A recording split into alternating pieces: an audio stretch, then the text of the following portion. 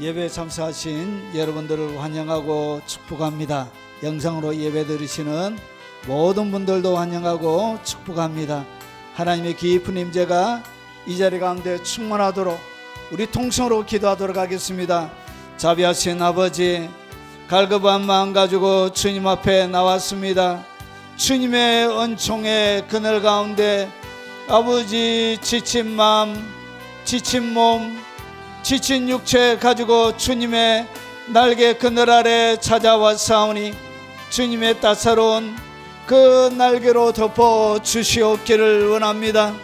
아버지, 혹시나 아버지 극한 육체의 질병 가운데 고통당하며 하나님의 치료를 갈망하고 기도하며 하나님 앞에 나가는 모든 하나님의 백성들의 그 예배에 응답하여 주시고 병든 육체 위에 주께서 치료의 능력으로 그들을 새롭게 만들어 주시옵기를 원합니다.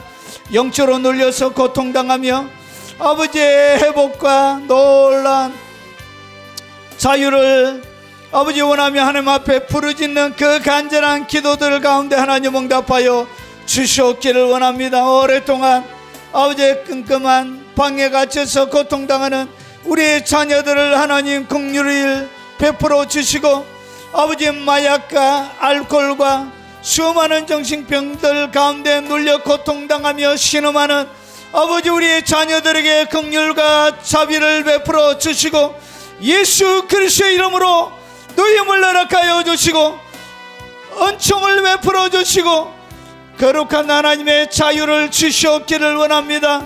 아버지, 고통당하며 하나님 앞에 찢겨진 마음, 상한 마음 가지고 하나님 앞에 나가는 그 부르짖는 기도 가운데 하나님 찾아가시고 그 상한 마음을 어루만져 주시고 고통당하는 그 마음을 불쌍히 여겨주시고 주님의 넘치는 긍휼과 하나님의 사랑으로 새롭게 만들어 주시옵기를 원합니다. 거룩하신 아버지, 교회 가지 못하지만 영상으로 예배드리는 아버지, 연로하신 우리의 부모님들을 잡으시고 아버지, 외국에 흩어져 있는 많은 교포 성도들을 잡아주시고 아버지, 사모함으로 믿음으로 나아가는 그들의 애타는 기도에 하나님 응답하여 주시고 주님의 넘치는 사랑으로 충만히 덮어 주시옵기를 원합니다. 변함없는 열정으로 주님 앞에 나아가오니 아버지의 은총과 긍휼로 충만하게 덮어 역사해 주시옵소서. 예수님 이름으로 기도합나이다. 아멘.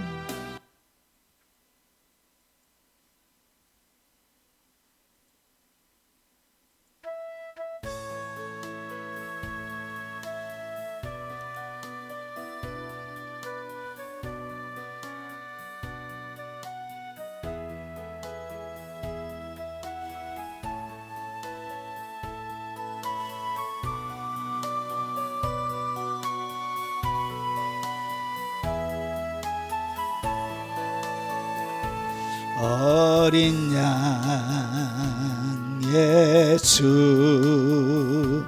내 죄를 담당하사 원수들의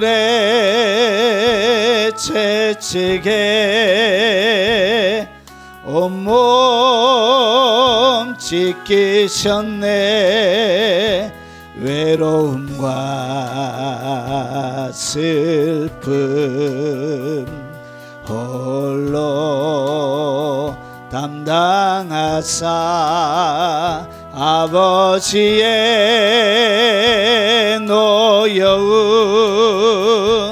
날 위해 받으셨네. 아프고도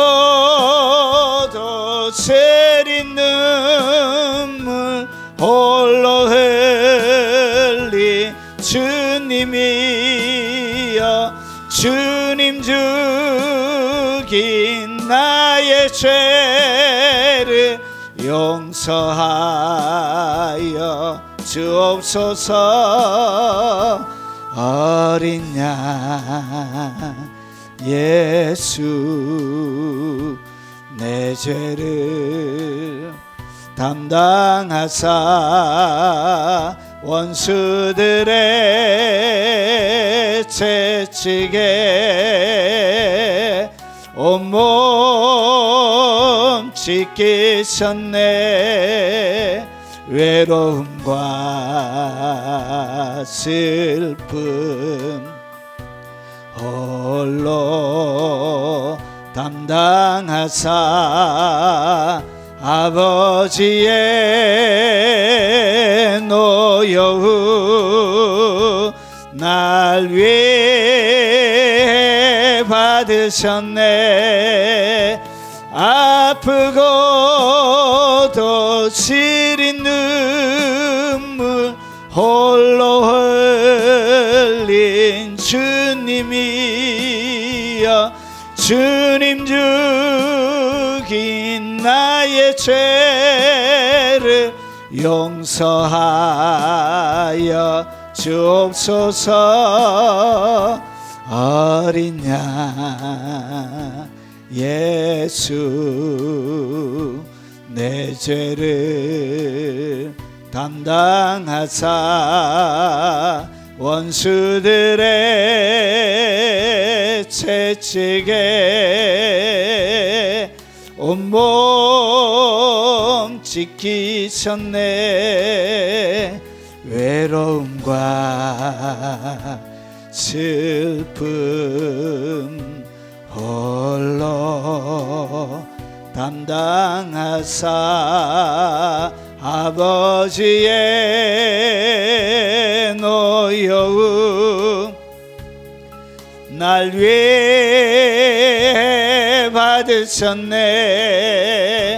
아프고도 세린 눈물 홀로 흘린 주님이여, 주님 죽인 나의 죄를 용서하여 주옵소서.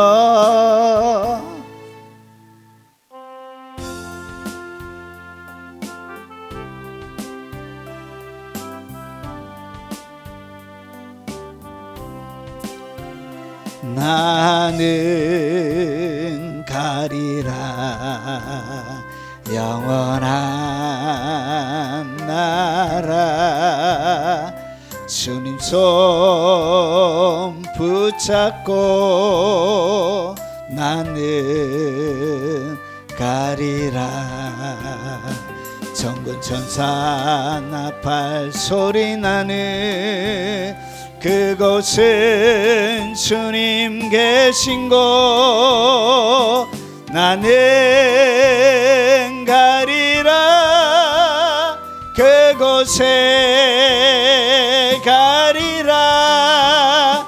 그곳에서 주님과 영원히 찬양하리. 나는 가리라 영원한 나라. 나는 가리라 영원한 품속을.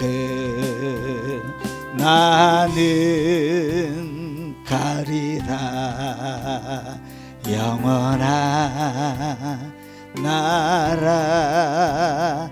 주님 손 붙잡고 나는 가리라. 정문천사 나팔 소리 나는 그곳은 주님 계신 곳. 나는 가리라, 그곳에 가리라. 그곳에서 주님과 영원히 찬양하리. 나는 가리라 영원한 나라. 나는 가리라 영원한 품속을 나는 가리라 찬란한 나라 주님 손 붙잡고 나는 가리라 정군 천사 나팔 소리 나는 그곳은 주님 계신 곳 나는 가리라 그곳에 가리라 그곳에서 주님과 영원히 영원히 찬양하리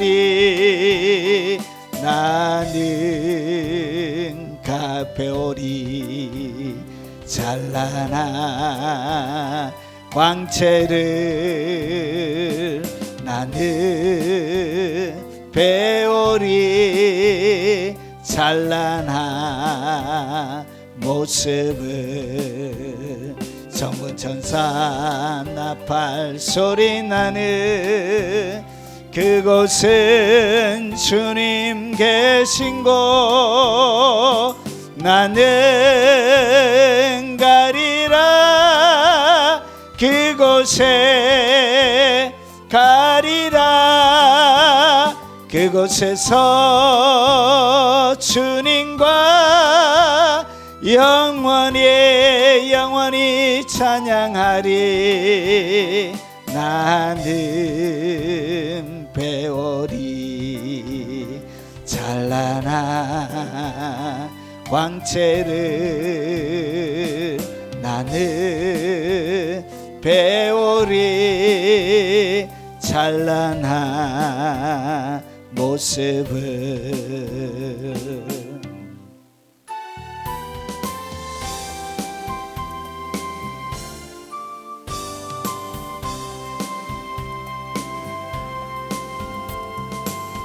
생명수 샘이 흐르네 저 하늘 내 본향지 내가 가야 할 그 집에 생명수 샘이 흐르네 저 영광의 집 해맑은 내 고향 생명수가 흘러넘치네 나는 가리라 내 아버지 집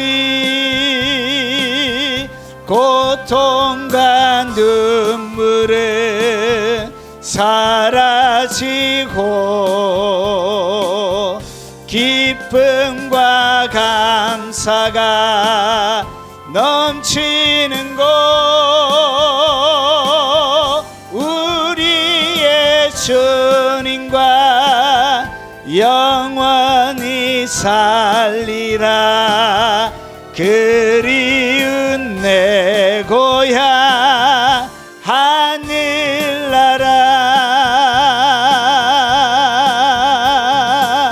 생명수 샘이 흐르네 저 하늘 내 본향지 내가 가야 할 그 집에 생명수 샘이 흐르네 저 영광의 집 해맑은 내 고향 생명수가 흘러넘치네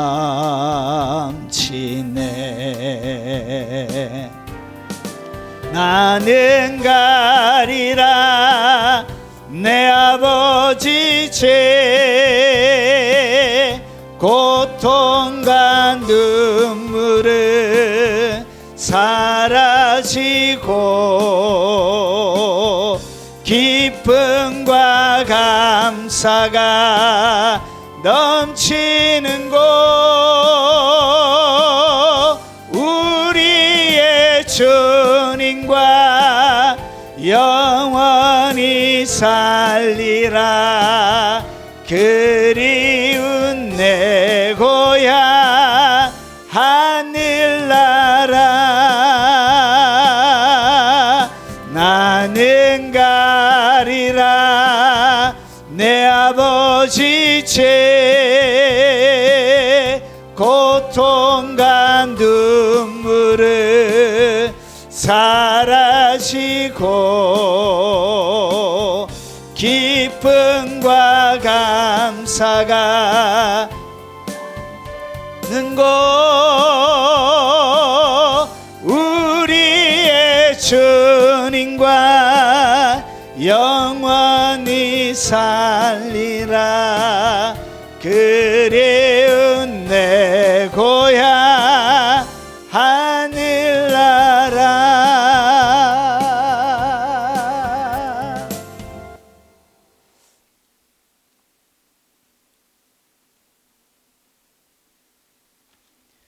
자, 하나님의 말씀을 바로 살펴보도록 하겠습니다. 자, 하나님의 말씀의 제목은 영적 분별력에 대해서 좀 말씀을 같이 나누도록 하겠습니다. 자, 영적으로 하나님께서 말씀하시는 것을 어떻게 정확하게 분별할 수 있는가?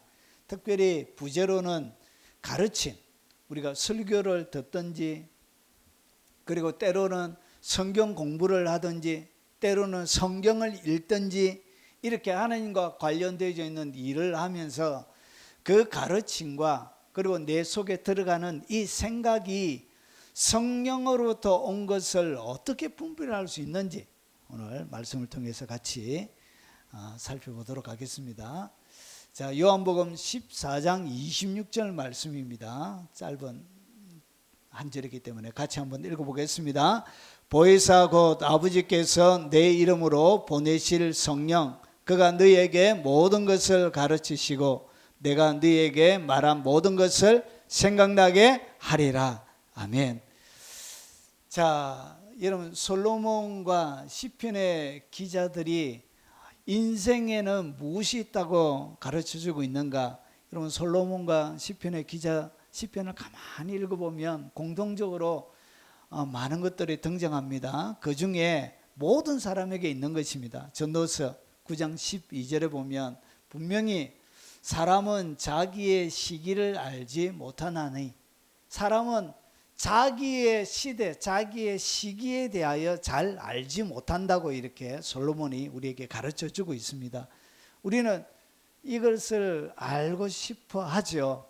그래서 때로는 점도 보러 가고, 그리고 신령하다고 하는 사람들 찾아가서 예방도 하고 방문도 하고 그렇게 하는 것처럼 이 시기에 대한 이것을 어떻게 하냐, 알지 못하게 만들어 놨습니다. 그래서 다른 사람에게 가서 묻는 것 자체가 그것은 그렇게 의미 있는 행동은 아니란 것이죠.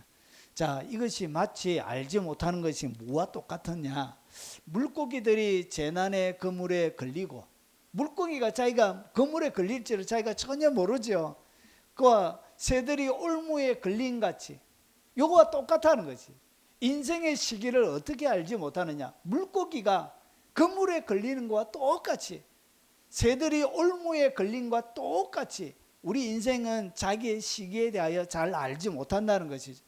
자, 그래서 인생들도 재앙의 날이 그들에게 홀연히 임하면 거기에 걸리느니라. 뭐처럼 걸린다고요? 물고기처럼 걸리는 거예요.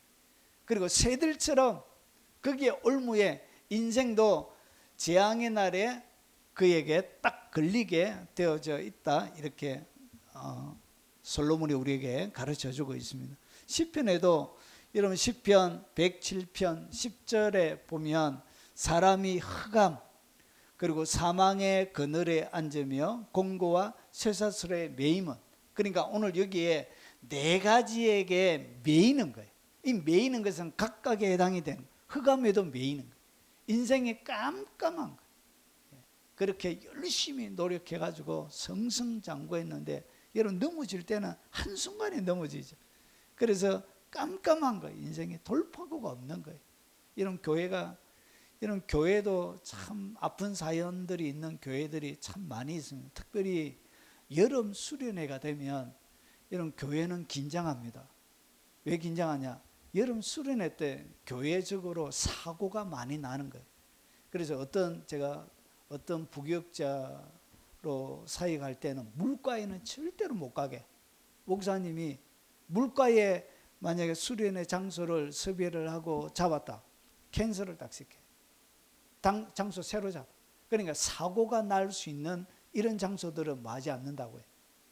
아예 선택을 못하게 하는 거지. 여러분, 그래가지고 수련회 갔다 오다가 차가 대형 사고가 난 거예요. 여러분 매스컴을 통해서도 가끔씩 듣기도 하죠. 그래가지고 여러분 교회가 완전히 풍시박산이, 이런 사고들이 한번 터지면 교회는 문 닫아야 되는 거예요. 자, 그래서 이렇게 하나님의 선한 일을 하고 하나님의 사람들을 세우기 위해서 수련회를 하고, 그리고 많은 비용을 들여가지고 좋은 일을 하려고 하는데도 이상하게 뭐가 온다고요. 이런 매이는 일들이 있는 거예요. 깜깜하고, 그리고 사망의 그늘에 앉아 있고, 그리고 공고하고 쇠사슬에 매여 있는 것처럼 인생에 자유가 없는 거예요. 자, 이것을 갖다가 여러분 인생에는 이런 재앙의 날이 있다는 것이죠. 그래서 이 재앙의 날에 이것을 갖다가 재앙의 4대 능력이라 그러는. 이런 재앙이 딱 오면 4가지의 능력을 딱 펼치는데 인생 가운데 뭐가 찾아오냐? 깜깜함이 찾아. 온 사방팔방 어떤 것도 돌파구가 보이지 않습니다. 여러분 인생 살아오면서 많이 경험하셨을 것입니다. 그리고 사망의 그늘에 앉아 있는 것처럼 그런 거. 호흡하는 것도 힘이 든 거. 호흡하는 것도 내게 무거운 짐처럼 느껴지는 그런 사망의 그늘에 앉아서 공고와 쇠사슬에 매이는 이런 일들이 인생 가운데는 이것을 갖다 뭐라 그러느냐? 재앙의 날이 있다는 것이죠. 자, 그래서 온 사방팔방을 보아도 이 길이 맞을 것 같기도 하고 저 길이 맞을 것 같기도 하고 도무지 길을 찾을 수가 없는 거예요. 마치 미로에 갇혀 있는 것처럼 인생이 그렇게 아무런 길을 찾을 수 없는 그런 어려움들이 있는 거예요. 그러니까 도저히 분별이 안 되는 거예요. 이것이 맞는지, 이것이 옳은 길인지 잘못된 길인지 도저히 분별이 안 되는 거예요. 분별이.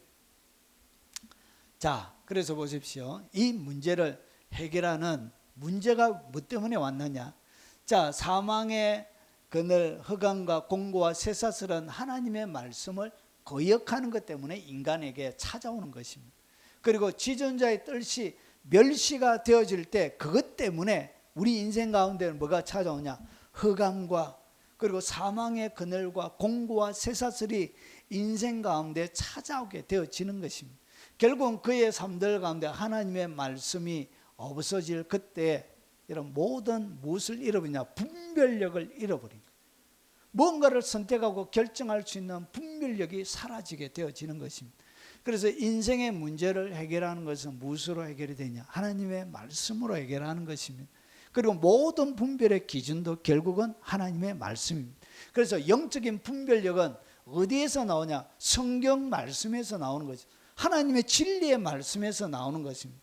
그래서 고린도전서 4장 6절에 형제들아, 바울이 이렇게 얘기합니다. 내가 너희를 위하여 이 일에 나와 아볼로를 들어 본을 보였으니 이는 너희로 하여금 기록된 말씀 밖으로 넘어가지 말라 한 것을 우리에게서 배워 서로 대적하여 교만한 마음을 가지지 말게 하려 함이니라. 그러니까 하나님의 말씀 밖으로 넘어갈 때는 뭐가 잃어버린다고? 분별력을 상실하게 되는 거예요. 영적인 분별력이 일어날 수가 없다는 것이죠. 자, 이사야 8장 19절과 20절도 마찬가지입니다. 어떤 사람이 너희에게 말하기를 주절거리며 속살거리는 신접한 자와 마술사에게 물어라. 지금으로 이야기하면 무당을 얘기하는 것입니다. 무당. 자, 그래서 하거든 백성이 자기 하나님께 구할 것이 아니냐? 산 자를 위하여 죽은 자에게 구하겠느냐 하라. 살아있는 자가 죽은 자에게 구할 필요가 없다는 것이죠. 그러면서 보십시오. 마땅히 율법과 정거의 말씀을 따를지니, 그러니까 무당이나 오늘 여기서 이야기하는 신접한 자, 마술사에게 가서 안 물어도 뭐 하면 된다고요? 율법과 정거의 말씀을 따라가게 되어지면 자연스럽게 뭐가 없어진다?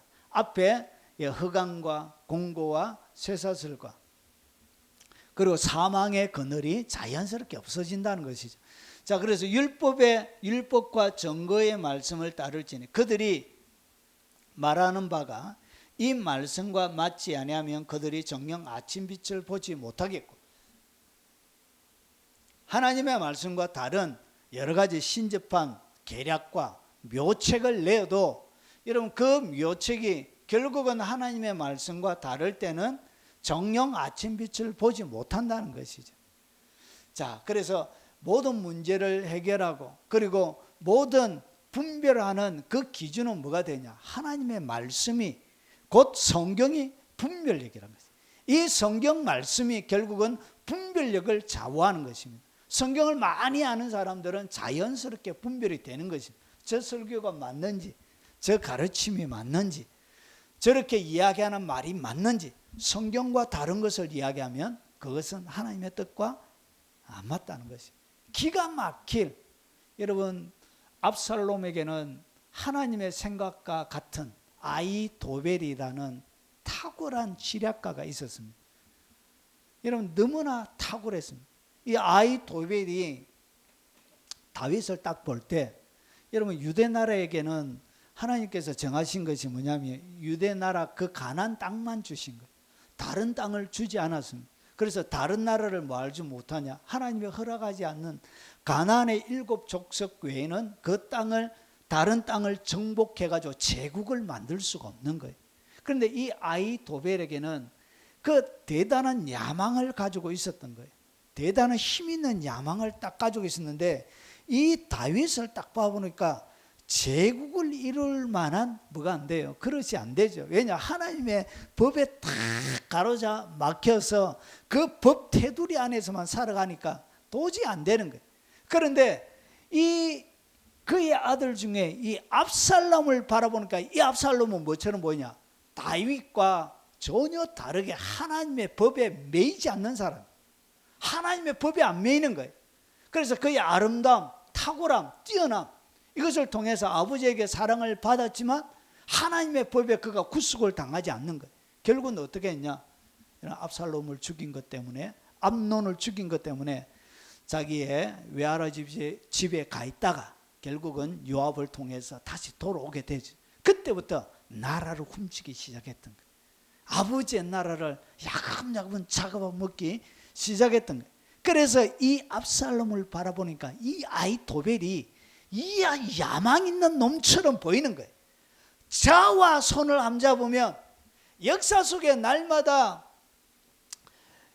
사사기 동안 400년 동안 압제당하고 힘들게 살아가고 고통당하면서 살았던 이 이스라엘 백성들 획기적으로 대제국을 만들어서 여러분 천하에 호령하는 강력한 나라를 만들 수 있을 것처럼 보였던 거예요. 그래서 결국은 어떻게 했냐? 다윗을 버리게 되죠.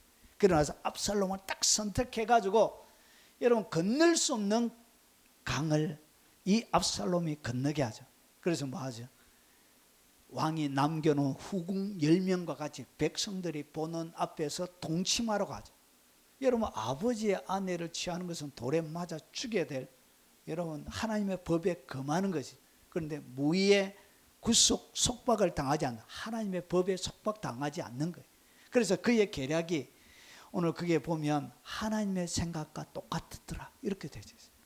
아히도벨의 지략과 그 뛰어남이 얼마나 대단했던지 하나님의 생각과 같았다 할 정도로 그의 지식은 탁월한, 그의 계략은 탁월해서 결국은 이 아히도벨의 말대로 딱 했으면 이 다윗은 딱 죽을 수 있는데 결국은 하나님이 개입을 통해서 죽지 않게 되죠. 결국은 자살로 그 인생이 끝나게 되죠. 여러분 화려한 꿈을 꾸고 대제국, 여러분 이스라엘 나라가 백성들이 바라볼 때는 아히도벨과 같은 그런 사람이 사실은 필요했을지도 모릅니다. 여러분 사사기와 다른, 전혀 다른 제국을 만드는 그런 데는 이런 사람들이 필요했을지도 모릅니다. 아마 아히도벨이 승승장구했다면 여러분 역사는 확 바뀌어졌을 것입니다. 그런데 그의 계략이 탁월하고 완전 하나님의 생각과 똑같아도 그의 계략은 하나님의 말씀과는 달랐죠. 그래서 결국은 그는 자살로 그의 인생을 마무리하게 되어지는 것입니다. 여러분, 여러 가지 계략이 뜻들이 확고하고 아주 뛰어나도 결국은 하나님과 맞지 아니하면 그 계략을 낸 그 사람이 결국은 죽임을 당하게 됩니다. 그래서 내가 지금 내는 이 계략이 뭐와 맞아야 된다고? 하나님의 성경과 맞아야 된다. 그의 계략은 뛰어나고 빈틈없고 다윗이 압사되어 줄 수밖에 없는 가장 완벽한 계략이었지만 뭐와 달랐다고? 성경의 기본 지식을 따르지 않았기 때문에 결국은 그는 자기가 멸망하게 되는 것입니다. 그래서 그가 낸 계략이 하나님의 뜻과 분명히 압살롬에게는 이 아히도벨의 말을 들어야 되는데 이 압살롬이 아히도벨의 말을 안 듣잖아요. 결국은 그것이 여러분 인생을 골로 가게 만드는 것입니다. 여러분 모든 계략들이 여러분 첫 번째는 그 다윗의 이 후궁들과 관계를 가지라 할 때는 압살롬이 듣습니다. 그래서 건널 수 없는 강을 건너게 되죠. 그런데 그것은 하나님의 성경과 어긋나는 거예요. 그래서 그것은 뭐가 아니다고? 하나님이 주시는 말씀에 따라 진행되는 것이 아니란 것이죠. 그것은 하나님의 원하시는 말씀대로 되는 게 아니란 것이죠. 그래서 모든 것들을 무엇으로 판단하고 분별해야 되냐? 하나님의 말씀을 기준으로 판단하고 분별해야 됩니다. 그래서 이런 많은 사람들이 하나님의 성경보다 뭘 더 좋아하냐? 예언을 더 좋아해. 성경하고는 상관없지. 그냥 누군가 가서 성경에 오늘 여기처럼 율법과 증거의 말씀을 따르면 다 되는데 율법과 증거의 말씀, 기록된 말씀 밖으로 넘어가지 않고 살아가면 하나님이 잘 되게 되어져 있는데 그런데 이런 것보다 뭘 좋아하냐? 그냥 바로 누군가가 예언해 주길 원하는 예언해 주는 그런 말을 듣고 싶은 거예요. 쉽게 들은 그런 말을 듣고 싶어하는 거예요. 어느 학자가 아주 유명한 신학자가 이렇게 얘기했다. 하나님의 말씀 자체가 아니고 신학자가 엉터리해도 그런 이야기를 듣고 싶어하는 거예요. 여러분 자유주의 신학자가 뭐합니까? 자유주의 신학자는 여러분 예수님의 동정녀 탄생부터 기적을 하나도 안 믿잖아요. 그런데 그런 것을 교회 강단에서 이 사람이 학자들이 얘기했다고 해서 인용하고 막 그래요. 정말 미친 목사들이 많아요. 일반 성도들은 이 사람이 자유주의자인지 부활을 믿는 사람인지 모르잖아요. 막 칼바르트 이야기하고 이런 비정상적인 신학자들은 막 이야기하고 그런 분들이 많이 있습니다. 여러분 그런 것이 중요한 것이 아니라 학자의 말, 학자의 견해, 누가 무슨 주장을 했다 그게 중요한 게 아니고 성경의 말씀이 뭐라고 하는지 이것만이 중요한 것입니다. 그리고 꿈에 하나님의 말씀보다 뭐가 더 우선시되냐? 꿈에 하나님이 이렇게 했다고. 그래서 저에게 한 번씩 가다가 마지막 시대에 대하여 반론을 내는 많은 사람들이 내가 꿈에 봤습니다, 목사님. 내가 꿈에 두 번이나 마지막 때가 언제게 어떻게 되는지 꿈에 생생하게 보았습니다. 뭐를 더 강조하고 있죠? 하나님의 말씀보다는 자기가 보았던 꿈에 내가 꿈에 분명히 보았습니다. 목사님 그거 아닙니다. 이렇게 주장하시는 분들도 계세요. 아니 말씀을 바라고 성경은 그게 아니잖아. 이렇게. 여러분 꿈은 우리가 생각하는 거에 따라 조작이 돼요. 여러분 보통 꿈이 어떻게 시작이 되냐? 자기 전에 생각했던 그것이 꿈으로 보통 연결이 돼요. 잠자기 전에 생각했던 그 생각이 꿈으로 보통 연결이 돼요. 여러분 그래서 내가 환상을 본 것, 이 환상을 본 것도 중요하지 않습니다. 여러분 성경에 나와 있는 모든 사람들이 자기들이 직접 뭐 본 것이죠? 환상을 보고 주님의 응성을 듣고 이렇게 기록해 놓은 것이지요. 그런데 그 성경보다 자기가 보았던 환상이 더 좋다. 이것이 더 정확하다. 주께서 그래서 그분들이 항상 하시는 얘기가 내가 기도 중에 환상을 봤는데 마지막 때 이렇게 되더라. 이렇게 되더라. 그래서 성경은 그렇게 이야기 안 하는데 자기의 꿈, 환상, 예언 이런 것들을 통해서 어떻게 하냐? 성경 위에다가 성경과 다르게 이야기를 하는 거예요. 그래서 성경을 모르는 사람들은 결국은 자기 꾀의 자기가 넘어가게 됩니다.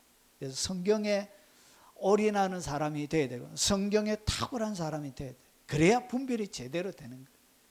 자, 그리고 또 한 가지가 더 있습니다. 이런 모든 분별의 기준은 누가냐? 성령님이 합니다. 성령님이. 그래서 하나님의 말씀과 또 누가 하시냐? 성령이 합니다. 성령이. 자, 그러나 진리의 성령이 오시면 그가 너희를 모든 진리 가운데로 인도하시리. 우리가 성경을 읽는다고 해서 다 이해하는 게 아니에요. 이 성경을 누가 열어주시냐? 진리의 성령님이 열어줘야 되는 거예요. 성령님이 이 말씀을 열어줘야 이 말씀이 무슨 말씀인지 아는 거예요. 그래서 모든 진리 가운데로 이끌어 가신. 그래서 성령 없는 성경은 여러분 그것은 그냥 로고스예요. 로고스고 나의 말씀은 안 돼요. 그것이 내가 읽은 거와 성령께서 가르쳐줘서 깨닫고 아는 것은 완전히 다른 것입니다. 그래서 이 성령께서 뭘 하냐?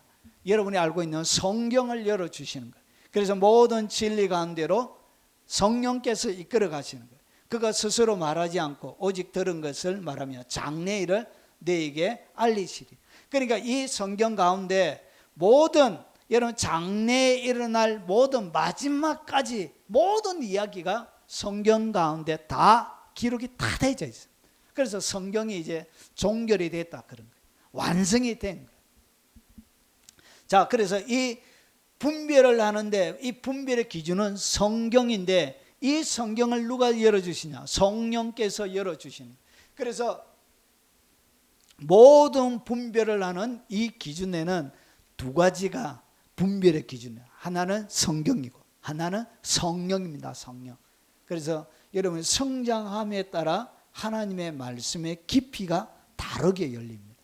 예전에 읽었던 진리의 말씀이 아주 다르게 읽어져요. 그리고 오늘 이 말씀이 저 뒤에 뭔가 다른 것과 연결되어져 있는 이런 수많은 연결들을 주님이 연결시켜서 이렇게 풀어주게 되어지는 것입니다. 그래서 모든 분별의 기준은 성경과 성령입니다. 성령. 자, 그러면 인생의 재앙의 날에 성령님은 우리를 어떻게 오늘 성령께서 가르쳐 주신다고 했었는데 어떻게 가르쳐 주시냐? 그 가르치는 방식을 오늘 우리가 읽었던 요한복음 14장 26절이 설명합니다. 보혜사 곧 아버지께서 내 이름으로 보내실 성령, 그가 너에게 모든 것을 마시고 가르치시고. 그러니까 성령께서 어떻게 하냐? 가르쳐 주세요. 뭘 가르쳤냐? 하나님의 말씀을 가르쳐 주는 거예요. 기록되어져 있는 말씀을 가르쳐 주는 거예요. 말씀과 다른 것을 가르쳐 주는 것은 성령님이 하는 게 아니에요. 원래 이 성령님이 성경을 기록하게 하셨던 분이, 성경을 기록하게 하셨던 그 성령께서 바로 성령께서 기록하신 그 진리의 말씀을 어떻게 하냐?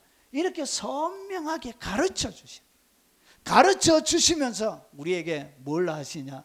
하나님께서 우리를 이끌어 가시는. 그래서 성령은 우리에게 뭘 하시냐? 진리의 말씀을 선명하게 가르쳐 주십니다. 그리고 내가 너희에게 말한 모든 것을 마게 하리라. 생각나게 하리라.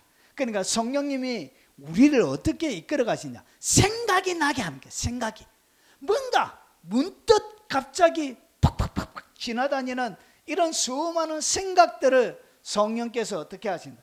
우리의 머릿속에 우리가 살아가면서 하는 수많은 모든 것들에 주님이 생각을 탁탁 집어넣어서, 마귀도 똑같이 생각으로 역사하고요. 성령님도 우리에게 가르치시는데 무슨 방식으로 가르치냐? 생각을 통하여서 생각이 나게 된, 내가 생각을 할 수 없는 생각이 나게 하는 거예요. 내가 알지 못했던 것, 깨닫지 못했던 것을 성령께서 내 속에 생각이 나게 하는 거예요. 생각이 나게 해서 성령은 우리를 이렇게 이끌어 가시는 거예요. 그래서 생각이 나게 해서 어떻게 했냐, 성령의 지혜로 우리에게 하나님께서 수많은 인생에 4가지의 문제가 있었는데 그 모든 문제를 해결할 수 있도록 하나님께서 지혜를 우리에게, 성령의 지혜를 주시는 거예요.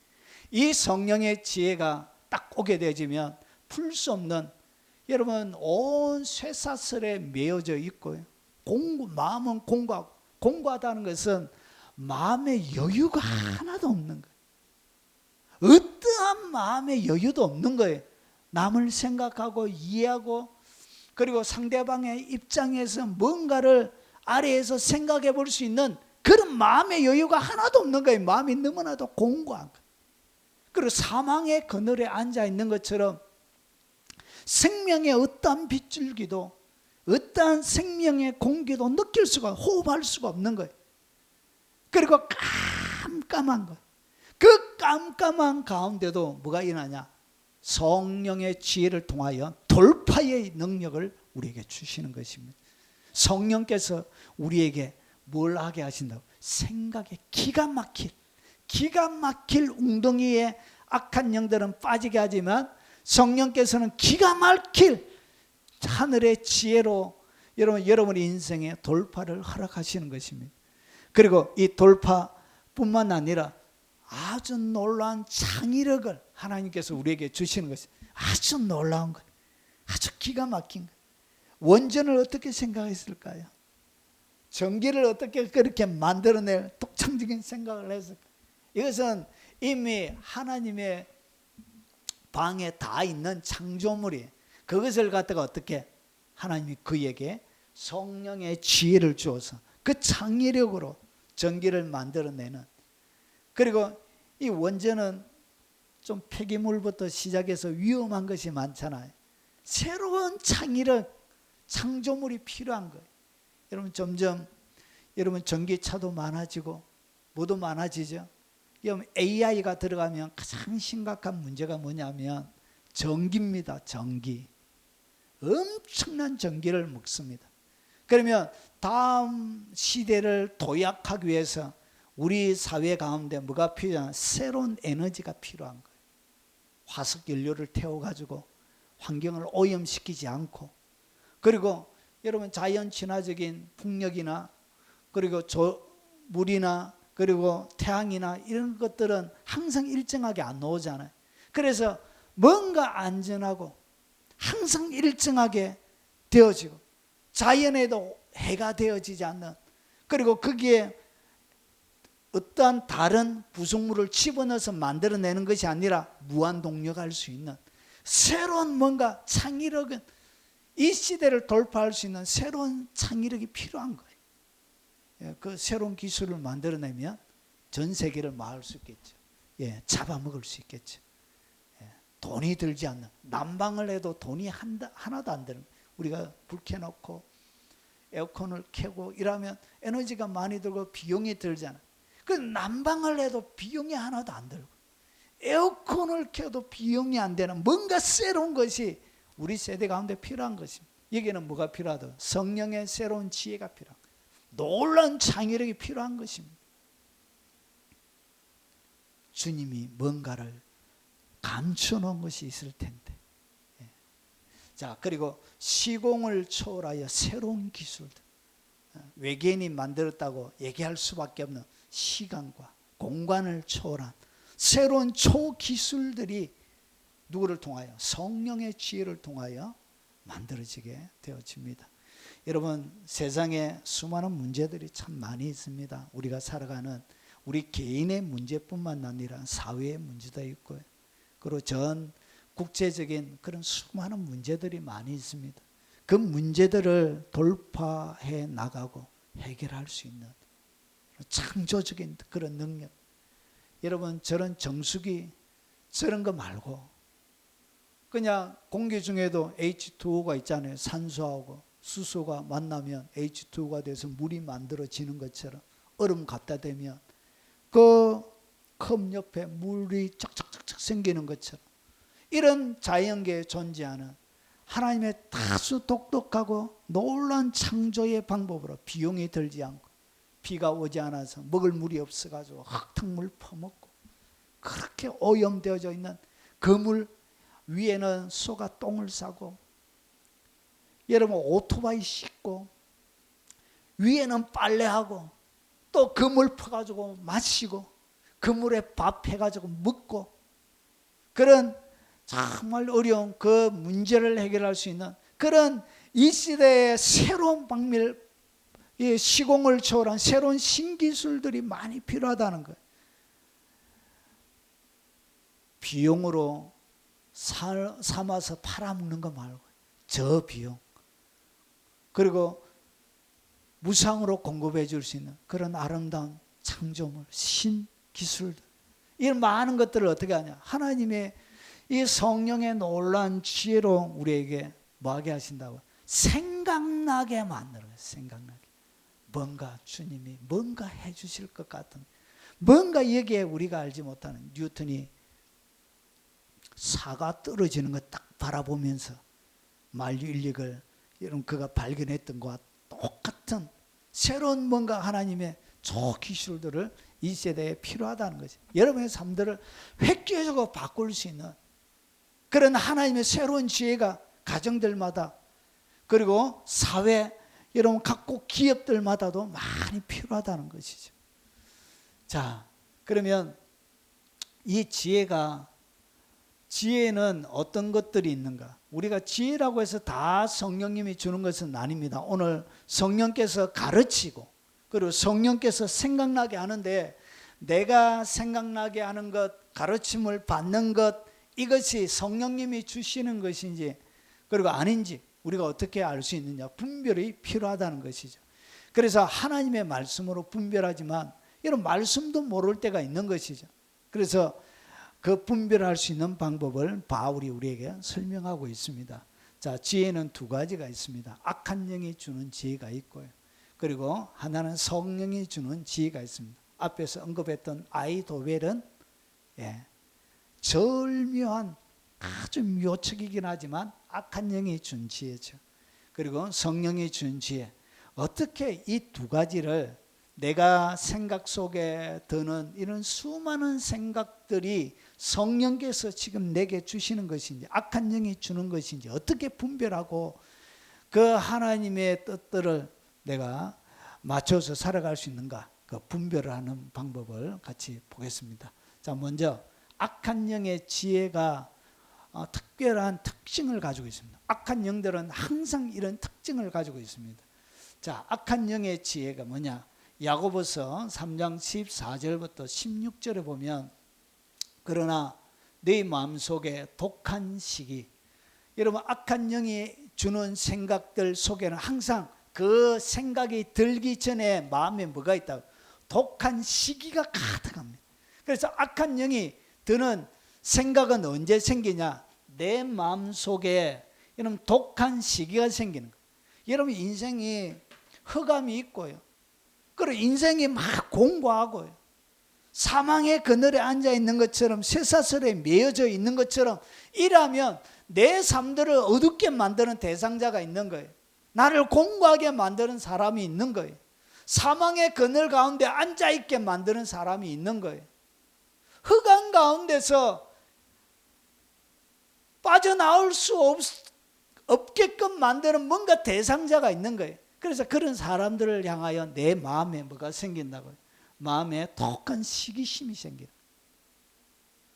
자, 그래서 이 시기라는 것은 뭐냐면 열이에요. 오늘 여기서 독한 시기심이 뭐냐? 열이 확 오르는 거예요. 그러니까 화가 나는 거예요. 분노가 차오르는 거예요. 그래서 여러분 막 남편과 다툴 때, 누군가 친구와 다툴 때 할 때 뭐가 일어나요? 얼굴에 열이 탁 들어오잖아. 화끈하잖아. 화끈해. 그래가지고 히뜩 막 이렇게 막 해버리잖아요. 그래서 이 열심, 열정, 좋은 뜻이죠. 좋은 뜻으로는 열심, 열정이지만 이것은 다른 뜻으로는 질투, 악, 경쟁, 시기, 이런 뜻을 가지고 있습니다. 그래서 이 악한 영이 주는 생각은 언제 생기냐? 시기심이 내 속에 나를 힘들게 하는 그 사람을 향한 시기심이 가득 들어 차 있을 때 드는 생각들은 다 악한 영이 하는 생각들이. 거기에 생각이 만들어지는 성령님이 이야기하는 이해해 주라, 사랑은 오래 참고, 이런 것이 안 생겨요. 악한 영은 여러분들에게 사랑은 오래 참고 이런 말을 못해요. 여러분, 귀신은 본질적으로 사랑은 화내지 않고 이런 말을 못해요. 악한 영들은 어떻게 하냐? 화내비라, 화내비라. 언제까지 참고 살기고 화내고 치아비라, 이렇게 말합니다. 그래서 이 악한 영이 우리에게 주는 생각들은, 그 상태가 독한 시기가 가득 들어차 있을 때 드는 생각들은 누가 주는 것이라고? 악한 영이 다 주는 거예요. 그리고 악한 영이 줄 때 드는 지혜는 뭐냐? 다툼을 일으켜요. 내 속에 뭘 일으키냐? 다툼을 막 일으켜요. 이것이 악한 영이 주는 생각이에요. 그래서 막 다투게 만들잖아요. 그래가지고 여러분 살아가다 보면 형제끼리 또 다툴 때도 있잖아요. 언니 니는 왜 그러나? 막 하고 나서 잠시는 화가 나가지고 하고 나서 또 후회하잖아요. 그래서 악한 영이 시켜서 하는 모든 것들은, 그것이 악한 영이 시켰다는 것을 어떻게 하느냐? 뒤에 후회가 남는 것은 다 악한 영이 시킨 거예요. 후회가 남는다. 아이고, 이러면 안 될 걸, 이런 마음이 드는 것은 다 악한 영이 시킨 거예요. 그리고 악한 영은 어떻게 하냐? 자랑하게 만듭니다. 여러분으로 하여금 막 자랑하게 만들어요. 그래서 자기가 자랑하면 참 불편해요. 자, 그래서 그리고 나서 진리를 거슬려 마저 거짓말해요. 이게 악한 영의 지혜의 특징이에요. 악한 영은 항상 어떻게 하냐? 진리를 딱 거스려요. 하나님의 진리와 다르게 딱 얘기해요. 하나님의 진리와 다르게 딱 하면서 뭐하죠? 거짓말을 딱 시켜요. 이것이 뭐냐? 악한 영의 지혜. 여러분 인생 살다 보면 위기를 모면해야 될 때가 많이 있잖아요. 네가 했잖아. 내가 하긴 했는데 안 해서 막 하면서 위기를 막 모면하고 싶을 때, 그때 우리는 뭐하죠? 거짓말 하잖아요. 이렇게 진리를 거스려서 거짓말하게 해요. 그 모든 방법들은 악한 영의 지혜 속에서 나온 것입니다. 그래서 이것을 좀 더 우리가 악한 영이 하는 지혜, 이 성령이 하는 것이 아니고 악한 영이 하는 것을 어떻게 잘 이해하냐? 여러분, 그게 오늘 요 네 가지의 건저 가운데는 두 가지가 뿌리로 내리고 있습니다. 여기 보니까 뭐가 있다고? 자기애가 있습니다. 자기를 사랑하는 것이 이런 악한 영의 지혜의 뿌리예요. 뿌리. 여기에 보니까 이기심이 있습니다. 자기애나 이기심이나 똑같은 것이죠. 자기 자신을 귀하게 여기고 사랑하는 자기의 이 이기심이 자리 잡고 있는 그 속에서 나오는 모든 생각들은, 이 생각들은, 드는 생각은 다 하늘의 지혜가 아니고 악한 영의 지혜입니다. 그래서 이 자기애에 딱 빠져 있는 사람들은 이런 강자에게는 열등감을 느낍니다. 자기보다 힘있고 능력있고 권세 있는 사람들 딱 바라보면 괜시리 막 열등감에 사로잡혀요. 그리고 약자를 딱 바라보면 아주 멸시천대합니다. 별거 아닌 것처럼 아주 이제 깔보고 막 이렇게 해요. 그리고 이 사람들은 주로 특징이 뭐냐? 아주 비겁합니다. 비겁하고 그리고 아주 비굴해요. 그래서 이런 악한 영의 지혜에서 나오는 모든 것은 보십시오.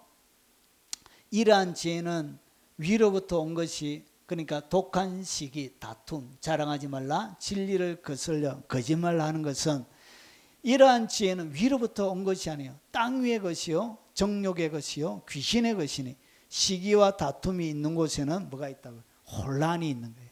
그래서 인생이 혼란스러운 거예요. 그리고 모든 악한 일이 있습니다. 결국은 악한 영의 지혜 속에는 뭘 하게 하느냐? 악한 일을 하게 만듭니다. 그리고 이것을 뭔가 내가 딱 선택하게 되어지면 내 인생이 혼란스러운 거예요. 뭔가 정리가 하나도 안 되는 거예요. 그래가지고 예를 들어서 부부와 이야기를 하면서 가만히 있으면 성령께서 그냥 얘기하지 말고 가만히 있으라고 했는데, 그래도 이거는 내가 짚고 넘어가야 되겠다 해가지고 막 얘기를 하는 바람에 뭐가 더 커져요? 부부 사이가 훨씬 더 커지고 숨겨놨던 것들이 막 덜쳐나가지고 20년 전에 네가 내한테 어떻게 하고 네가 어떻게 하고 일까지 다 털어나가지고 인생이 더 꼬이고 힘들어지는 거예요. 이렇게 과거를 소환하게 만드는 거예요. 그래서 뭐가 되어지죠? 하기 전보다 더 혼란스럽게 만드는 거예요. 그래서 악한 영의 지혜는 이렇게 우리의 삶을 혼란스럽게 만듭니다. 그리고 누구의 예언을 듣든지 조언을 듣든지 설교를 듣든지 막 해서 딱 들으면, 그러고 나서 그 다음에 뭐하냐? 이상하게 더 혼란스러워지는 거예요. 그래서 여러분, 성령님이 하는 모든 것들은 명쾌합니다. 명쾌하고 선명합니다. 그래서 혼란스럽게 되어지는 것은 이거 성령님이 주신 게 아니구나 딱 하면 정확합니다.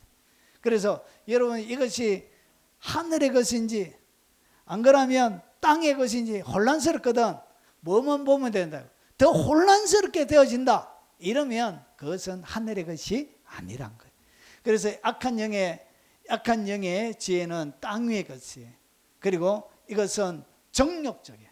아주 정욕, 자기 자신, 오늘 여기에 자기의 이기심, 이런 것들을 자극합니다.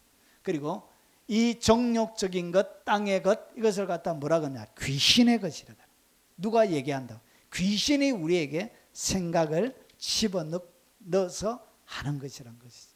자, 이것이 악한 영의 지혜가 우리에게 올 때 나타나는 특징입니다. 자, 그러면 그와 반대로 내 가르침, 오늘 성령께서 가르치고 생각나시게 하신다고 했는데, 성령께서 가르치시는 것, 성령께서 생각나게 하는 이 생각이 성령으로부터 온 것을 내가 어떻게, 이 생각이 들긴 했는데 이 생각이 성령으로부터 온 것인 줄을 어떻게 내가 아느냐? 자, 성령의 지혜의 특징이 있습니다. 야고보서 3장 13절에 보면 하늘로부터 오는 지혜, 이렇게 표준 세번역부터 제가 먼저 이해하기 위해서 좀 읽어드리겠습니다. 여러분 가운데 지혜 있고 이해력이 있는 사람이 누구입니까? 그러니까 하늘의 지혜를 얘기하는, 하늘의 이해력을 가지고 있는 사람이 누구입니까? 그러면서 질문을 던져놓고 거기에 대한 답을 합니다. 자, 그러한 사람은 착한 행동을 하여 그의 행실을 나타내 보이십시오. 자, 그 일은 지혜에서 오는 온유함으로 행하는 것이어야 할 것입니다. 그러니까 오늘 여기부터 하늘로부터 오는 지혜는 온유함으로 행하는 것이어야 할 것입니다. 그러니까 하늘의 지혜의 특징이 뭐라고? 온유함으로 행하는 그것이 하늘로부터 온 것이란 것이. 그러면 내 마음속에 온유함이 없이 진행되어지는 것은 하늘의 것이 아니란 거예요. 이 온유가 뭐죠? 자기를 방어하지 않는 것이 온유라고 말씀드렸습니다. 그래서 자기에 사로잡혀져 있지 않는 것을 이야기하는 거예요. 자기를 방어하지 않고, 그리고 진리에 대하여 담대하게 반응을 보이는 것. 그래서 지혜에서 오는 이 온유함으로 행하는 것이어야 할 것입니다. 자, 그래서 이것을 갖다가 개역성경은 이렇게 했습니다. 그 일은 지혜에서 오는 온유함으로 행하는 것이어야 할 것입니다. 그래서 하늘로부터 오는 지혜의 특징은 뭐가 있다고요? 그가 온유함이 있다는 거예요. 이는 온유함이 있는 사람의 가장 전형적인 특징은 뭐냐면 대하기가 쉬워요. 사람을 대하기, 자기를 방어하지 않기 때문에, 자기에 대하여 어떠한 방어막을 치지 않기 때문에 가서 쉽게 말할 수 있습니다. 쉽게 상대할 수 있고, 이 온유함의 특징은 접근 가능성이 아주 좋아요. 그냥 쉽게, 그냥 말 한 번 걸어도 막 금방 친구가 되는 거예요. 이것이 뭐라고요? 이게 온유의 특징이에요. 그래서 예수님은 누구에게나 뭐가 되어졌죠? 친구가 되어졌죠. 장녀, 세리, 그 시대에 가장 멸시천대받는 모든 사람들에게 보라, 저 사람은 죄인의 친구다라 라고 소리를 들을 정도로 누구든지 예수님에게는 뭐 할 수 있냐? 접근 가능성이 좋았던 거예요. 그것이 온유예요. 온유의 특징이 이렇게 드러나. 그래서 이 지혜에서 오는 온유함으로 행하는 것입니다. 하늘의 지혜는 반드시 어떻게 되냐? 온유한 가운데서 나온다는 것이죠. 결국은 내가 온유한 상태가 되어져 있지 않는 상태에서는 뭐가 안 된다고요? 하늘의 지혜가 공급이 안 됩니다. 하늘의 지혜가 공급이 되면 지혜에서 오는 뭐가 생긴다고? 온유함이 생기는. 하늘의 지혜가 와야 뭐가 생기냐? 온유함이 생기는. 그래서 예수님에게는 하늘의 지혜가, 하늘과 땅의 모든 지식과 지혜의 보화가 예수님 안에 있는 거예요.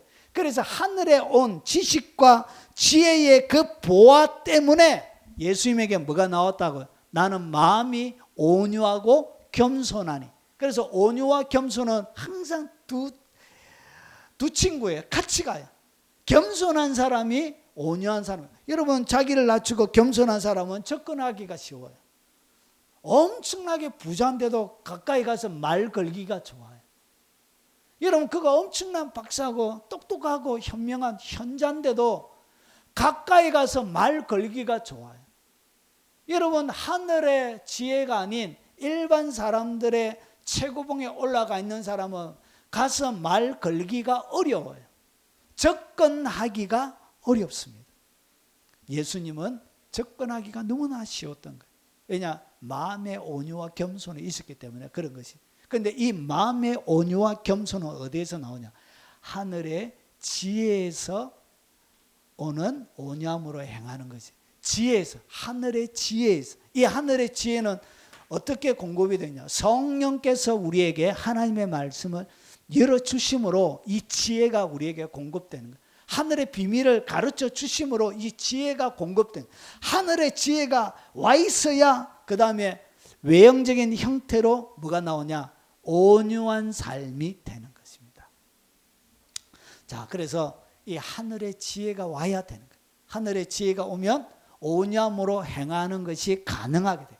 그래서 이 온유함으로 행하는 것이, 자, 이 온유가 뭐냐? 성령의 지혜로 온유가 공급이 됩니다. 그래서 내가 온유한 사람 되려고 막 애쓰고 노력하고 마음 다짐하고 뭔가 수련을 하고 자기를 막 죽이고 이런 과정을 통해서 온유가 되는 게 아니고, 이 온유는 뭐가 공급이 되어지면 된다? 하늘의 지혜가 팍팍 오면 온유한 사람이 되는 거예요. 하나님 앞에 자기를 딱 바라보게 되어지면 수그릴 수밖에 없고, 자기가 아무것도 아닌 사람이란 것을 너무나 잘 알기 때문에 겸손하고 온유해질 수밖에 없게 되는 것입니다. 그래서 온유는 밀려 나오는 것입니다. 하늘의 지혜를 가진 사람에게 이것이 어떻게 만들어내고 훈련을 통해서 형성되어지고 획득되어지는 그런 자질, 능력이 아니고, 이 온유는 그냥 밀려 나오는 것입니다. 하늘의 지혜가 있는 사람에게 확 밀려 나오는 것입니다. 결국은 온유하지 못하다, 하늘의 지혜를 갖고 있지 못하다는 이야기입니다. 자, 그래서 이것은 시기와 다툼과 대조가 되는 단어예요. 자, 그러면 이 하늘의 지혜, 온유 말씀드렸습니다. 자, 그러면 하늘의 지혜를 가지고 있는 성령의 지혜, 이 가르침과 생각이 성령의 지혜를 통하여 나올 때 반드시 내 몸에, 내 상태가 온유한 상태에서 생각이 들어야 그것이 뭐가 되어진다? 그게 성령의 지혜.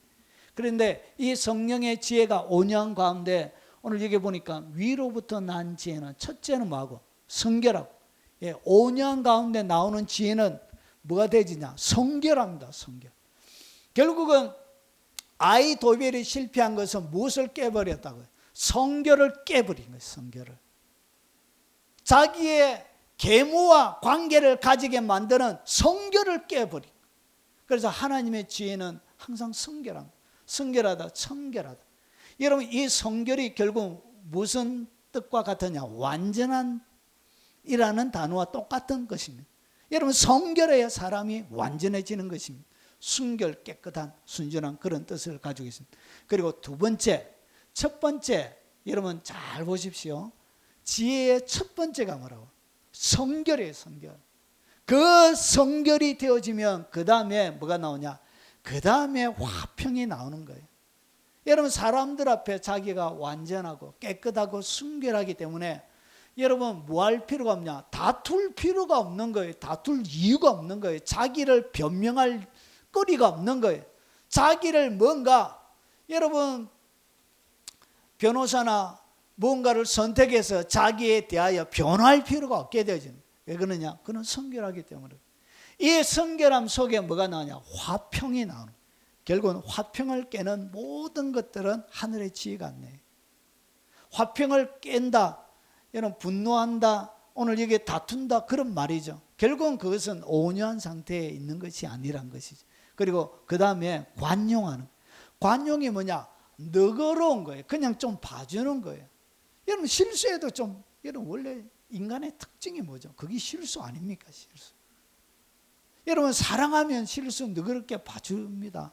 여러분 자녀들이 걸어가다가, 여러분 어린 자녀들이 겨우 이제 좀 키워가다가 이제 막 걸음마 배우는데 걸음마 가다가 몇 발 가가지고 걷는 자기가 너무나도 낯설어가지고 걸어가는 자기가 너무나도 이상해가지고 아이들이 뭐하죠? 겁먹잖아요.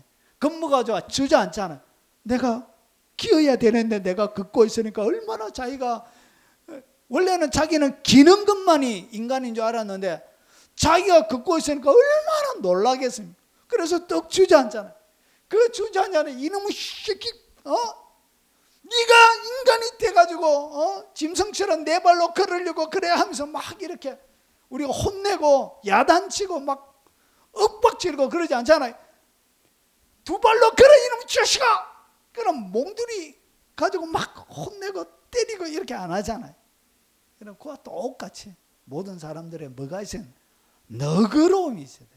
너그러운 것이 뭐냐? 그게 온유한 사람이 밖으로 드러나는 거예요. 그냥 뭐 좀 잘못해도 그럴 수 있지 이래하고 넘어가야지. 그거 가지고 여러분 365일 계속 잔소리하고 이러면, 그래서 자면에 뭐라 그래? 다투는 여인과 꿍굴에 사는 것보다 혼자 움막에 사는 것이 더 좋다 그러잖아요.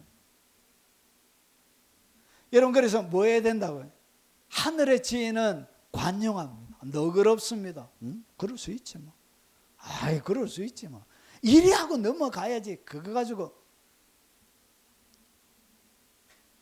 니 그랬지? 나 가만히 안 둬. 꼴도 보기 싫어. 끝이야. 이렇게 이러면 안 돼.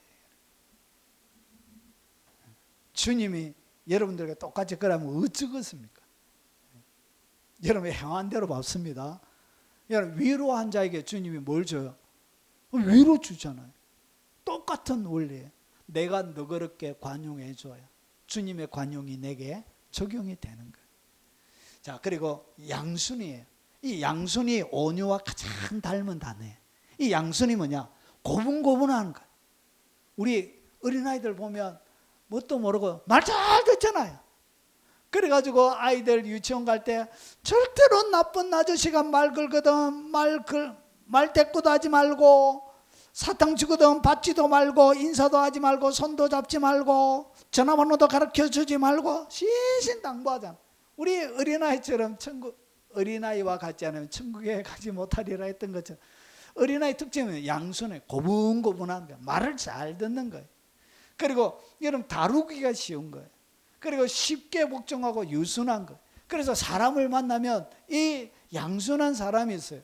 이렇게 해도 네 목사님 내가 불편할 정도로 네 목사님 네 알겠어. 아니 제가 아는 지인 중에 이런 분이 계세요. 제가 힘들어. 너무 양순하니까 거칠고 반항하는 사람만 보다가 양순하는 사람을 목사님 아무 걱정하지 말고 저에게 이래 말씀만 하세요. 말씀만 제가 다 할게요. 말씀만 하세요. 이래요. 우리 교인도 아니에요. 우리 교인도 아닌데 저한테 이래 얘기해. 목사님 어려움이 있거든 말씀만 하세요. 이런 분이 계세요. 우리 교인도 아니에요. 웃기죠? 내 참말로 못 배운 분이 아니고요. 많이 배운 분이. 그래가지고 하면 제가 늘 고개가 숙여져요. 그런 분들 보면 죄송해요. 나는 아무것도 아닌데 어째 그러십니까? 자, 몸둘 바를 모를 때가 있습니다. 그것이 뭐냐? 여러분, 양순한 사람은 상대방을 몸둘 바 모르게 만들어요. 자, 이 얘기하는 이유가 여러분, 양순이 엄청난 능력입니다. 양순한 사람은 엄청난 능력이 무조건 따라가는 것이 아니죠. 진리의 바운더리 안에서 따라가는 거예요. 그래서 이 너무나 고분고분하니까 이 바본가? 양순한 사람 때로는 다른 사람이 바라볼 때 바본가 할 정도로 느낄 수 있습니다. 이것이 뭐라고요? 이게 하늘의 지혜의 특징. 그 사람이 무서운 사람이에요. 그 사람이 정말 두려운 사람이에요. 하나님 앞에 그렇게 하는. 그래서 여러분, 양순하고 그리고 긍휼, 불쌍히 여기는 거예요. 그리고 선한 열매가 가득하고, 여러분, 하늘에서 온 지혜는 뭐가 가득하다고요? 선한 열매가 가득해요. 그리고 여기에는 뭐가 없다고요? 여러분, 편견과 거짓이 없나니가 두 개를 같이 묶어요. 그래서 뭐가 없다고요? 사람에 대하여 편견을 가지지 않습니다. 여러분, 그래서 어떤 사람의 말을 듣고 한 번도 만나보지 않은 사람, 그 사람을 만나기 전에 어떤 사람의 선입견적인 말을 듣고 그 다음에 그 사람을 바라보면 뭐가 생겨요? 편견이 생겨요. 그런데 온유한 하늘의 지혜를 가지고 있는 사람은 뭐가 없다고요? 다른 사람의 말을 통해서, 다른 사람이 내 눈에 씌워주는 안경을 통해서 바라보는 것이 아니고 내가 직접 만나서 1대1로 편견 없이 그렇게 바라본다. 이것이 뭐냐? 이것이 바로 하늘의 지혜. 그리고 거짓이 없는, 사람에 대하여 뭐가 없다고요? 어떤 거짓도 가지고 있지 않는 그 사람 자체, 그 사람의 삶에 내가 무언가 거짓말을 해가지고 뭔가 갈취하려고 하고, 오늘 앞에 악한 사람, 세상의 지혜처럼, 땅의 것처럼, 귀신의 지혜처럼 막 욕심을 채우려고, 자기 애를 채우려고 하고, 그런 거짓이 없다는 거예요. 이것이 뭐라고? 이것이 하늘의 지혜. 여러분, 하늘의 지혜는 우리의 삶들 가운데 이렇게 합니다. 자, 8가지 하면은 사람들이 보통 이야기가 좀 어렵죠. 그래서 오늘 여기에 여러분 요약 정리를 해놨습니다. 자, 화평케 하는 자들은 화평으로 심어 의의 열매를 거두는데, 여기에 하늘의 지혜는 뭐냐? 위에서 온 거예요. 그리고 여기서 딱 하면 그 특징이 뭐냐? 하늘의 지혜의 특징은 하나님의 지혜, 성령의 지혜가 우리 가운데 딱 오게 되면 뭐가 생긴다고? 내 속에 온유함이 딱 생기게 돼.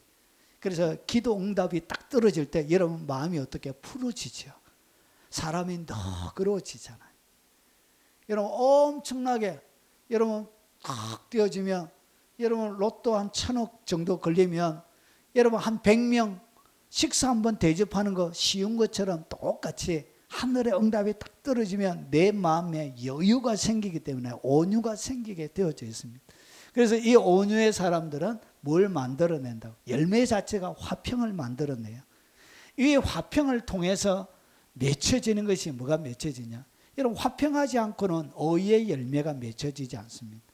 이 의의 열매가 뭐죠? 하나님의 진리가, 하나님의 말씀이 성취되는 것을 갖다가 의라 그런 거예요.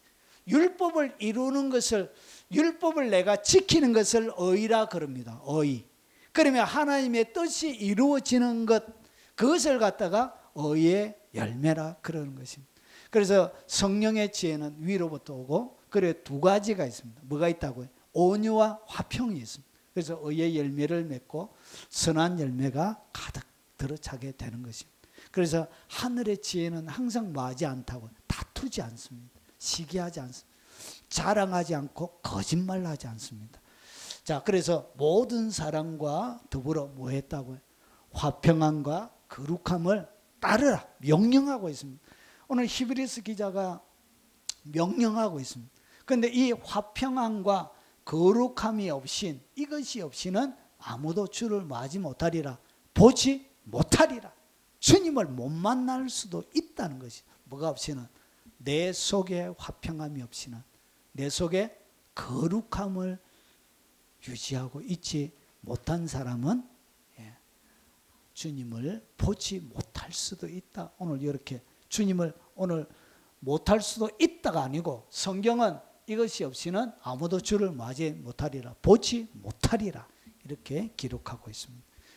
여러분, 오늘 성령의 지혜를 어떻게 분별하는지 말씀드렸습니다. 성령님은 어떻게 가르치냐? 하나님의 진리의 말씀을 가르치는데, 주로 성령님이 우리에게 주시는 방식은 악한 영이 주는 것과 똑같아요. 무엇을 통해서? 생각나게 하시는, 생각나게 하는데, 이 생각나게 하는 것이 성령님이 주시는 것인지 악한 영이 하는 것인지 오늘 같이 나누었습니다. 여러분 삶들 가운데 풍성한 하나님의 성령의 인도하심 속에 화평을 만들어내고 의의 열매, 선한 열매가 가득한 복된 믿음의 여정이 되시길 주의 이름으로 축원합니다.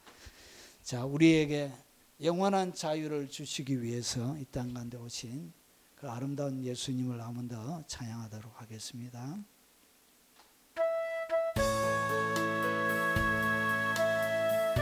찬양하고 각자 통성으로 기도하시다가 돌아가시도록 하겠습니다.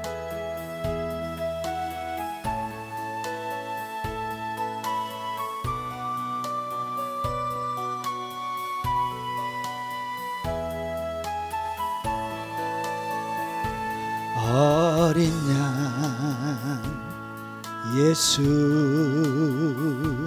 내 죄를 담당하사 원수들의 채찍에 온몸 찢기셨네. 외로움과 슬픔 홀로 담당하사 아버지의 노여움 날 위해 받으셨네. 아프고 더 시린 눈물 홀로 흘린 주님이여, 주님 주기 나의 죄를 용서하여 주옵소서. 우리 한 번만 더 찬양하겠습니다.